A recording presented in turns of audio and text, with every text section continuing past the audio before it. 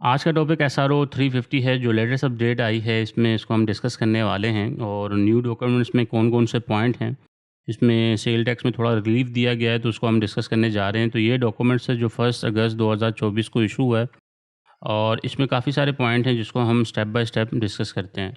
तो ये देखें कि एसआरओ 350 टोटल 4 पॉइंट्स हैं। यूटिलिटीज़ कंपनीज़ हैं, थर्ड स्केजुअल है, पेट्रोलियम कंपनीज़ हैं, एडिशनल 6 डेज़ हैं, ठीक है। तो यूटिलिटीज़ कंपनीज़ क्या हैं जी, जिसमें लेस्को हो गई, वापडा हो गई, के इलेक्ट्रिक हो गई या एनएसजीपीएल होगी। होता क्या था कि हम इनका इनपुट क्लेम करते थे और जब रिटर्न सबमिट करने जाते थे तो वो ड्राफ्ट में चला जाता था, प्रोविजनल ड्राफ्ट में चला जाता था। 30 तारीख के बाद ये इनवॉइसेस भी डिलीट हो जाती थी और फिर मसला होना शुरू हो जाता था। अब किया क्या है, यानी कि डिपार्टमेंट ने ये कहा है कि अगर कि इस तरह की कोई भी इनपुट होगा तो आप ऑन द टाइम अपना रिटर्न सबमिट कर सकते हैं। ड्राफ्ट में यानी कि प्रोविजनल ड्राफ्ट में ये नहीं जाएगा।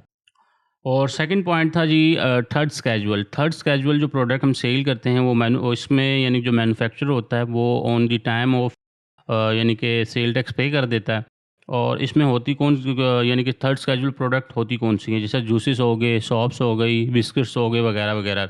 इसमें होता यह है कि एक एमआरपी होती है, उसमें अगर वो 100 रुपये है तो उसका 18 रुपये उसी टाइम मैन्युफैक्चरर इसका पे कर देता है, क्योंकि सेल टैक्स इसमें फ़िक्स होता है। और जो जो प्राइस ट्रेड है वो 90 रुपये है, ठीक है, और उसके ऊपर 18 रुपये फ़िक्स है। अब ये होता है कि जिनकी भी यानी कि जो भी इनपुट क्लेम कर रहे हैं थर्ड स्केजुअल का, अगर वो ज़्यादातर 90 to 80% थर्ड स्केजुअल की यानी कि परचेज़ उनके पास वो इनपुट क्लेम करते हैं, तो ये भी on the time return submit हो जाएगा। अब फ़र्ज़ करें कि कोई ऐसा बंदा है जिसके पास रिड्यूस रेट के भी यानी कि इनपुट है और रिड्यूस रेट पे भी है, उसके अलावा एग्जेम्प्टेड भी है और ये थर्ड स्केजुअल भी है।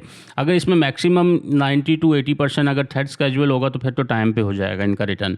अगर नहीं होगा तो फिर यानी कि उसी तरह प्रोविजनल में जाएगा और वेट करना पड़ेगा, ठीक है। इसके बाद आ जाते हैं हम अपने थर्ड यानी कि पेट्रोलियम्स कंपनीज़ में जैसे पेट्रोलियम सेक्टर हैं, पीएसओ, शेल या टोटल, ठीक है। ये अपना यानी कि जो भी इन्वॉइसेस करती हैं वो डिस्ट्रीब्यूटर को करती हैं और ऑन दी यानी कि इंपोर्ट से सारे यानी कि टैक्सेस इसमें पे कर दिए जाते हैं। तो इनके लिए भी ये जो रूल है इम्प्लीमेंट नहीं होता और ये भी ऑन दी टाइम अगर इनपुट क्लेम करते हैं और साथ ही अपना रिटर्न सबमिट करेंगे तो ड्राफ्ट में नहीं जाएगा, ठीक है जी। इनका भी रिटर्न जो है सबमिट हो जाएगा।